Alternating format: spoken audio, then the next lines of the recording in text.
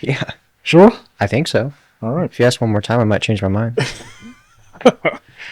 Okay, we just want to welcome Austin. Can you pronounce your last name? Galdames. But What he just said. yeah, Carlos Austin Galdames. Okay, Austin. I don't have any questions for you. Really? I have no questions for you. Okay. Wherever this leads, that's where we're gonna go. Okay. So you can start off by introducing yourself to whoever's watching and listening, Yeah. and just saying, like what it is that you went through Yeah. and where you are now, and then we can start the conversation from there. Yeah. That sounds good. So I'm going to go about the way that I was taught in AA. So I am Austin and I'm an alcoholic, grateful recovered alcoholic, and addict as well. And I guess that's essentially what I went through. Um, and to this day, I think I'm 607 days sober. Ooh, Yeah. way to So go. coming up on it wasn't my doing. It was not my doing. I tried doing it on my own for a few years and never worked out. So now I'm here, stand up citizen of society. There you go. There you go. Progression. Yeah, yeah, So I guess let's talk about, you said that you had issues with drinking and you had an addiction to, I guess you could talk about, the alcohol or the drug use. yeah. So it started when I was 17. So basically, at that point, I was already like a really quiet kid, dealing with a lot of mental issues, and I wasn't, by no means was I unintelligent, but I was pretty checked out from life already at that age. So I failed out of freshman year in high school twice, Ooh. which was, if I was gonna go, I was gonna go hard. So it was impressive. But I have a really supportive family. They've always been supportive through all this, and they knew I was passionate about music, and they wanted to try to help me to get some sort of education. So when I was 17, I had acquired my GED and went to the Atlanta Institute of Music, and I studied music production and studio recording. Mm. But when I showed up day one, I was the youngest kid that had ever been to that school before. I was 17, very sheltered, hurting a lot at that point. And then I was introduced to all these musicians who were perfectly good people, but they all, smoked weed and drank, smoked cigarettes. So I just immediately jumped on that bandwagon, and it kind of escalated from there. And would you say that, I guess, the environment as well as peer pressure kind of like pushed you towards that? Yeah, the environment for sure. I wouldn't call it peer pressure. I think at that point in my life, I was looking for some other way to check out, Mm. just with everything, like mentally. Um, so the first time I tried smoking and drinking, it was just like a light bulb going off. I was like, "Oh, this is the solution to all my problems." And so somehow I got through like all of my courses, and I did fairly well. But I was drinking and smoking the whole time. At some point along the road, they had introduced me to psychedelics, just all the classic, like, Like shrooms and stuff? yeah, like just all this stuff that's like romanticized and like, oh, I'm a musician, This is what you're supposed to this is do what as you're a supposed to music. do. It's hip, it's cool. And I was 17, so Oh. I'm like, I really believe that with all my heart. Um, and then there's this like a cycle of like meeting a point where I'm about to succeed at something and then shooting myself in the foot. So I didn't show up for finals one day because I just had too much of a hangover. I was out of it, and I just never showed up. Like there were multiple points in my life where I had like a fight or flight moment. Every single time I ran away. Whether it was a good situation and I was just nervous, whether it was a bad situation and I was afraid, every single time that emotion came up, I always took the easy way out, always ran away. So at that point, I dropped out. even though I'd done all the courses. I just Mm. didn't show up for finals. That's how accountable and responsible I was at the time. And I just started working, and it just got worse from there. It got so much worse from there. So I guess, wow, this is a hard conversation because No, I like like it. I'm not trying to dig too deep. It doesn't bother me, so that's up to you. Tell me about the dark times, Yeah. like the fight between you doing these drugs and alcohol Hmm.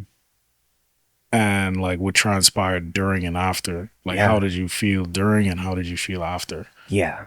So there were phases. At first, in college, before I dropped out, it was like I felt like I felt cool. I felt accepted because I definitely grew up like I felt like a social outcast. Was I actually that? Probably not. But mentally, my whole life, I've always placed myself outside of that circle of like society. And when I started doing that, for some reason, it just made me feel like a part of a community. I think that's what I'm getting at. Is I really didn't have much of a community, whether it was my own doing or not. I didn't really have that until college, Right. and then I found this really unhealthy form of it, and it just spiraled from there. So initially, I thought I was having fun. I really did. Um, and then at some point, I got into a relationship. We were together for 7 years, and we would use together, but she was not an addict or an alcoholic. So there came this point where she's starting to grow up, right? And I'm still like living the same life. At one point, I moved out to Colorado for a little while to do some work out there. And when I was out there, I discovered cocaine. That's really when it got when it stopped being fun, and it was like, oh, okay, I can't function without this. Like I cannot do anything without this. I was no So longer. so it's like a need, like Yeah. your body like needs it. Oh Like yeah. I don't I've never taken Yeah. cocaine, so I don't know. I'm trying to get a grasp on like the feelings and the mindset Yes. during and around this time. So it was. There came a point where I was no longer getting high. It was just like I have to ingest these chemicals in order to function as a human being. And if I Interesting. didn't, um, my dopamine levels were so messed up at this point. If I didn't, I just felt like death. I felt like absolute death. Um, and there was like what was really strange was even though I knew by that point that I was probably getting too deep, uh, because it was so familiar to me at the time, like it was comfortable. It was It uncomfortable. just became a habit. Yeah, it was Mm. just my norm, right? Let's see. So I came back to Georgia, and I moved in with this person I was in a relationship with, and being the quiet, introverted person I was, like I had cut and got into this habit. Like I really wanted to stick with that new drug I had found, and I could not find it down here. Um, Most people probably could, but I've always been very fearful, very quiet, so I didn't really know where to start. So I would just scrounge and take whatever I could, and it started with like I would steal her medication, right? And this went on for a while. And you add in liquor and weed and psychedelics and all these things, and it just the person you're talking to right now has no resemblance to that person back then. And in the moment, I genuinely thought I wasn't doing anything wrong. That's how lost an addict can get. It's like just reality itself gets so warped, right?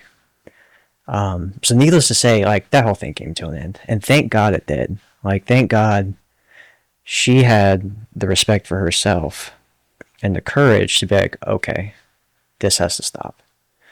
So in April of 2021 was like my first time I thought I had hit rock bottom. And that's the first time I walked into an AA meeting. Oh, so you like voluntarily went to an AA meeting? Yes, but for the wrong reasons. And I wasn't. The reality is, I just wasn't ready yet. As strange as that might sound, um, I wanted to put the fire out that I had started.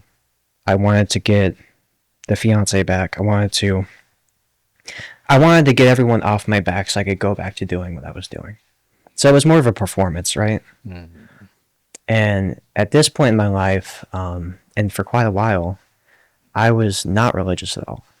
I'd grown up in that environment. My great granddaddy was a pastor for all my life. He actually preached at the Methodist church across the road for a while. He preached at 12 different churches throughout his life. Interesting. Yeah. I remember walking into these rooms and, they have this 12-step program. And I see like higher power and God in these 12 steps. And I remember just getting like, ooh, like, I don't like that. I really don't like that. So I was able to like, what we call it white knuckle. I was able to white knuckle, just be dry for a couple of months. But I never engaged with the community. I never did what I was told to do. I was never willing to accept the help that was being offered to me. So because I went about it in this way of, I'm going to do it, I'm going to control this, I'm going to have discipline, it's my way or the highway, it was doomed from the start. It just was. Right. But we're about to get to the good part. I promise it gets pretty darn Listening. good. So I go back out. I'm really lost about everything except for my family, because they never gave up on me. They were exhausted. I caused them a lot of pain, but they never gave up on me. So I went back out for another 2 years. And this might sound messed up. I needed those 2 years. I needed to know for myself how bad it could get. Really dark places, a lot of suicidal thoughts, complete isolation, unable to sleep. And my tolerance gets so high for drugs and alcohol at this point that it's like, okay, I can't imagine life with the drugs and alcohol. It's hard feeding the addiction. Yeah. It's this weird paradox where it's like, I need it to survive, but if I keep doing it, I'm not going to survive. But in February 21st of last year, 2023,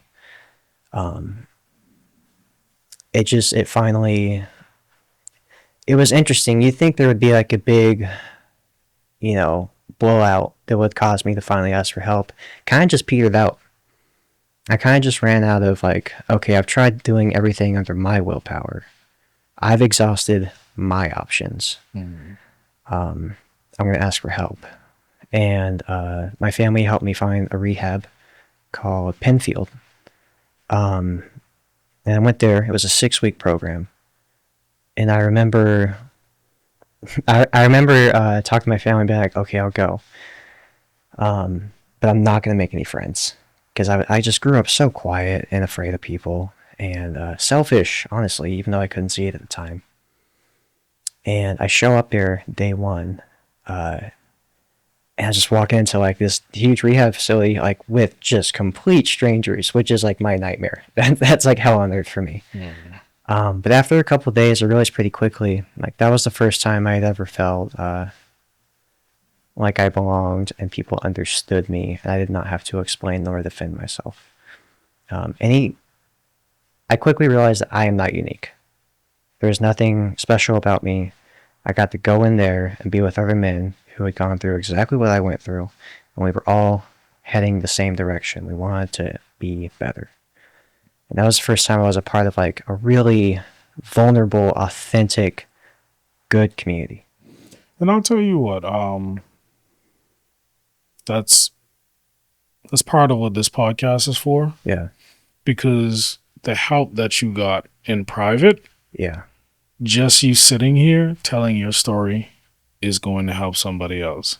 I hope so. Because there's probably people out there, not even probably, there are people out there. Absolutely, yeah. Who watch this podcast who might be going through the same thing that you are, who have suicidal thoughts, whose tolerance is super high, and they're at that space where they just keep fiending for more, losing relationships with family and friends, and they don't have anywhere to turn. Like they're at their darkest point.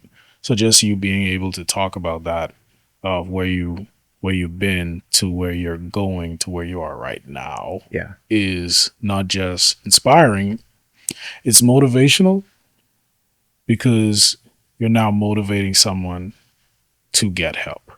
You're inspiring someone to actually take the time and receive help. That's the hard part. So like I guess tell me about like how did relationships with family and stuff like that. Hmm. I know this must have been a tough time dealing with the reactions from family Yeah. then versus now. You're probably like this hasn't been that long ago. So family No. is still kind of like, It like takes time. they might show love, Yeah. but you still get like, the stares and stuff like that. Yeah. Like talk to Which me is about that. fair. That I used to be. I remember uh, they came and visited me in my fourth week in rehab, and I got upset because they were. I thought I had magically changed, right? I spent 10, 11 years in active addiction, and I'm still delusional. I'm just getting clean for the first time ever. I'm like, why don't they trust me? Why don't they think I have good ideas? Why do they seem hesitant around me? I look back now, I'm like, it takes time. Like 6 weeks is not going to undo a decade Right. of just absolute nonsense, right? Um, they loved me dearly, but they had to start loving me at a distance during active addiction. Hmm. Um, I was very manipulative. I stole. I lied. I would disappear for days on end and come back, acting like nothing ever happened. I would drive blackout, like all these things where they had to protect themselves, but still find a way to like be there for me when I was ready to ask for help. So there came a point where they just had to take a step back and be like, okay, we're gonna pray, and we'll be waiting. But you can't put a person in a chokehold and make them get sober. Right. They have to be ready themselves. Um, Nowadays, uh, it's very different. It's very, very different. I'm known as somebody that I do what I say I'm going to do. And people call me for advice. And I'm known in my community for being accountable and consistent. And all these things that I was not capable of doing for years. I don't say that in a prideful manner. It's like genuine gratitude. Because there was a while where I was like, okay, this is what I am. This is all I'll ever be. And it hasn't even been 2 years, right? And the changes have been incredible, really incredible. But I want to stress, this is not a result of like me trying hard, right? Mhm. Like I've showed up. I show up every day and I do my part. But ultimately, what this is a result of like community, mentorship, a higher power, who I choose to call God, and understanding that like as an alcoholic, as an addict, left to my own devices, I make pretty bad decisions. Mhm. So getting in that habit of like I process things with people, right? I have these people that are ahead of me that show me how they did it. I have people that I teach behind me that keep me accountable and that remind me of where I was, which is all part of the 12-step program. But is there still like work to be done? Yeah, yeah. I thought I was just going to be getting sober, and even then, I really didn't have much hope in that. I didn't know that I was going to be given a completely new way to live, and that was the only way that I could stay sober. It wasn't like, okay, we're going to get through detox, we're going to get over these withdrawals, and then you go back to your life.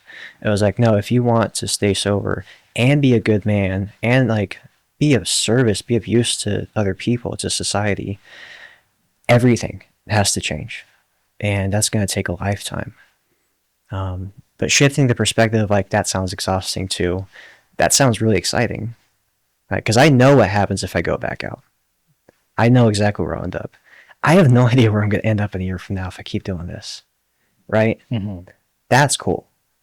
That's an absolute blessing.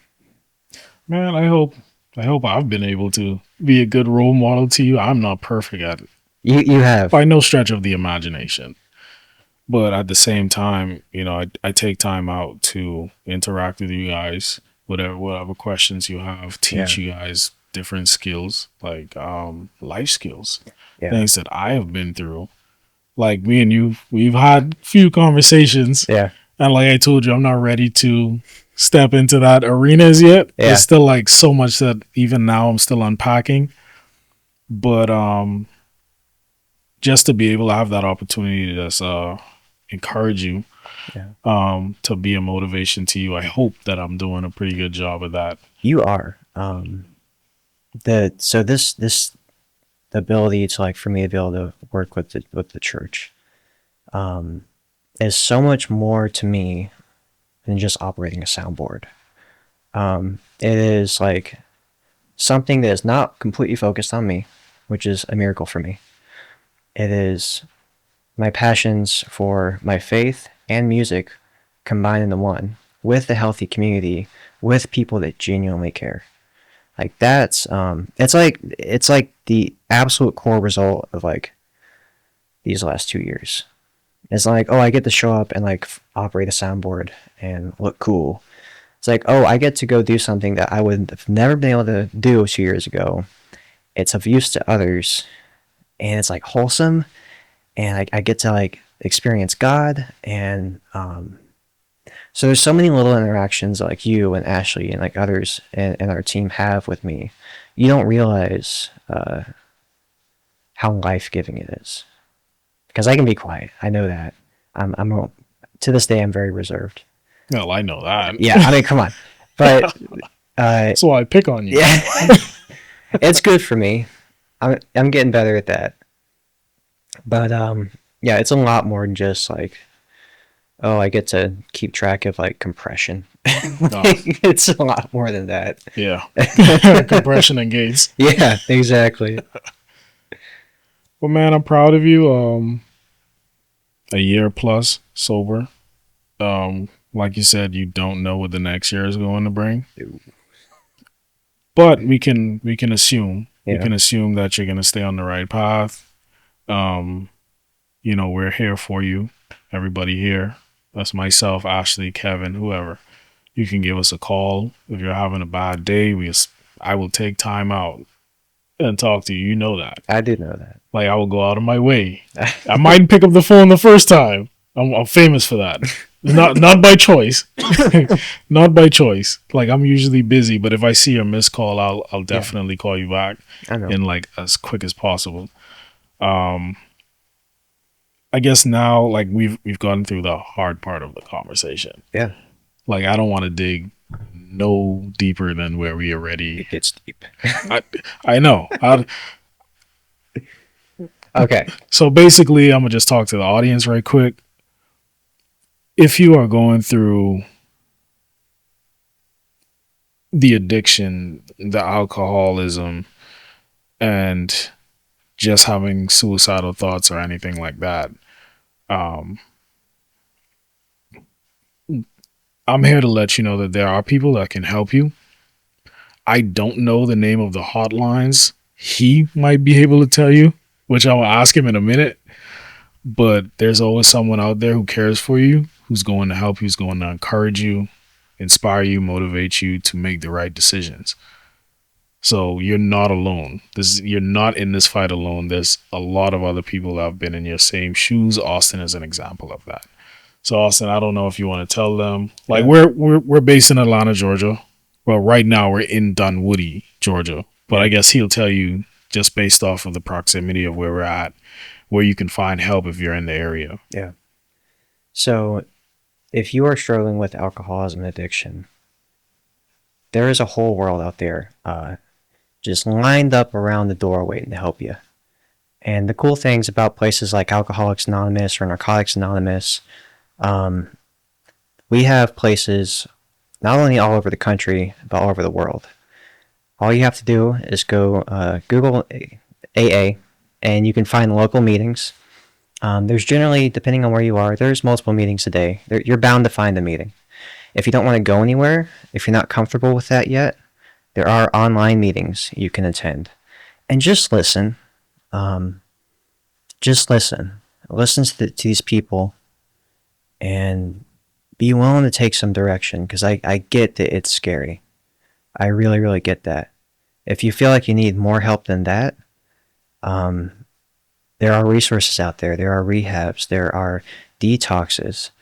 I would really encourage starting with getting to know other people who have gone through what you have gone through, because more than likely they have gone through those steps as well, and they can point you in a more specific direction depending on where you are.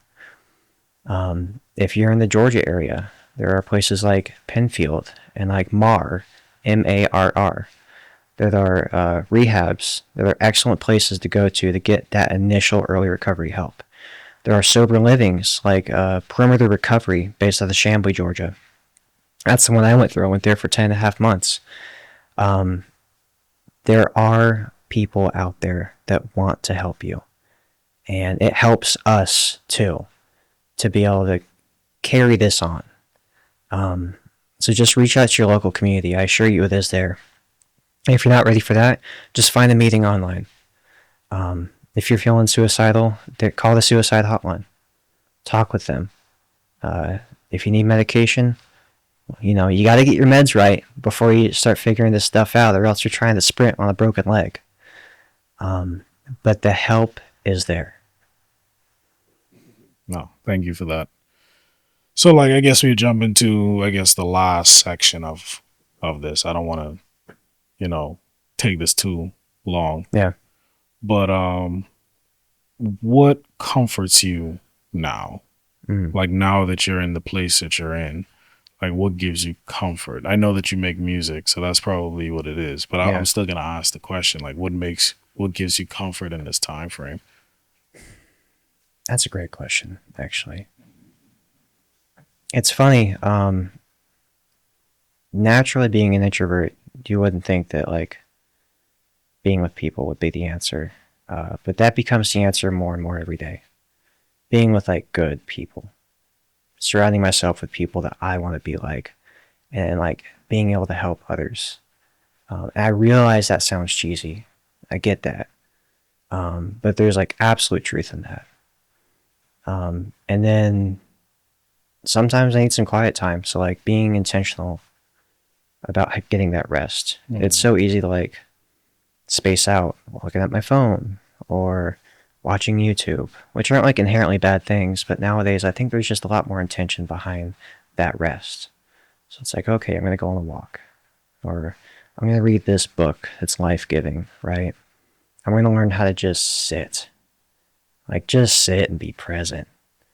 But this church gives me comfort. My recovery community gives me comfort. And ultimately, God. I mean, that is the ultimate comfort. There's no getting around that. The blessings that I have received, I do not deserve, and I could not have foreseen. Had you asked me 2 years ago what I would like out of sobriety, I would have sold myself short. Absolutely. Everyone in early recovery does that. We have no idea, what is set up for us as long as we just keep showing up and doing the right thing. Or doing the next thing right. I feel like doing the right thing can scare a person into making a decision. Just do whatever's next. Just do that right. Just do a good job at that, right? And God's got you covered. So that's the ultimate comfort, is knowing that I'm not alone anymore. I never have to go back. And God's got my back. Man, I heard something from, can't remember who it was, someone on YouTube. Basically, the hardest step is always the next one, right? Yeah, because you never know what comes with that step. Yeah, you don't know what tomorrow's gonna bring, and so you always try to live for today. Yeah, every day, just take it 1 minute at a time, 1 hour at a time. Sometimes 1 second. But 1 second, It depends on the day. Hey, just take your time and just get through the day. Yeah. Every day I have this thing where I just try to be 1% better version of myself Yeah. every day. It's those little adjustments Like that add up. man, there's days when I am irritated, man. Like I am angry at the world. I Like, feel you. you everybody goes through that. Yeah. And it's like I have to reel it in. Because like my job description, like I'm a video guy. Yeah. So I gotta deal with clients. I might even have the Yeah. best clients. You I gotta might do have the like rough social clients, and interactions. then like bad traffic in Atlanta, people cutting you off, flipping the bird on you. So it's like, you gotta like sit back and be Yeah. patient and just say, well, hey, let me try to just be 1% better than I was yesterday, which is hard. It can be really Bro, hard. it is hard. I love that you said that though, because I can be like a 0 or 100 type of person. I'm either gonna do nothing or I'm gonna like go conquer the world, right? Mm. It's those little adjustments to stack up because that's actually sustainable. It's very sustainable. Yeah. Because the idea is not to change your life in a day. Yeah. It's Yeah. always a step towards that. Some Mhm. people might take 4 steps. Some people might take 12. Some people might take half a step. Yeah. The point is as long as there's progression, that's what really matters. Yeah. Is constant progression. Every day you progress in something. If you're trying to learn something, you can't expect to learn it in a day and then retain it, right? You Yeah, have to. but I have want to. actually- I still you, want to. You want to. You want to. But I Is know it it's is it not really how it works. attainable? Yeah. It's not really Yeah. attainable. Like you can do that. You might learn it in a day, and then like 2 weeks later, it's like I gotta go back and look at it. Yeah. So it's like if you were to take that in phases and just say, hey, every day I'm gonna learn something about this thing. Yeah. Every day for the next 2 weeks, instead of learning it one day and forgetting 2 weeks later. Yeah. It becomes like a workout you will routine almost. retain everything that you taught yourself. Right. So that's Trivano's 5 cents. I want to hear a little bit more about this. Okay, so I have a question that I ask everybody at the end of the podcast. Okay. It's 2 questions. Man, usually I have them written down. So I only can remember one. If I remember the next that's one, okay. if I remember the next one, I'll tell you. There's But the small adjustments next time you write it down. small adjustments. So one question is, Mhm. where do you see yourself 5 years from now? I remember the second question, by the way. Okay. Yeah. Short answer, I'm not thinking about it. I'm just not. But when I say that, I don't want to imply that I'm not trying to make responsible planning, right? It's that I know that I'm going to be taken to places that I can't even imagine. Like I have absolute faith in that. And it's going to happen day by day. So my job is to just keep showing up. And whatever happens is whatever is supposed to happen. I got to put in my work. But as to like specifics, I don't know what's best for me. I still don't. I really don't. I'm a pipe layer nowadays in construction and excavation. I didn't know that was a job 2 years ago. Okay. Oh my goodness. It's like, that's how lost I was.